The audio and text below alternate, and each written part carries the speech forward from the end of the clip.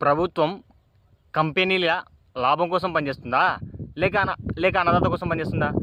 రైతు కట్టేది 12% ప్రీమియం కావచ్చు, కానీ మిగిలిన 98% ప్రీమియం కేంద్ర రాష్ట్ర ప్రభుత్వాలు తమ బడ్జెట్ నుండి చెల్లిస్తున్నాయి కదా. అది ప్రజల పన్ను డబ్బు కదా.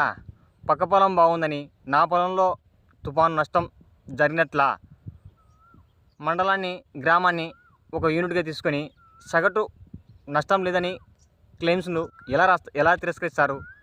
వేలాది రూపాయల పెట్టుబడి పెట్టి నష్టపోయిన రైతు చేతిలో ₹2, ₹50, ₹100 చొప్పున క్లెయిమ్స్ సెటిల్మెంట్ పేరిట అకౌంట్లో వేయడం రైతాంగాన్ని హేళన చేయడం కాదా?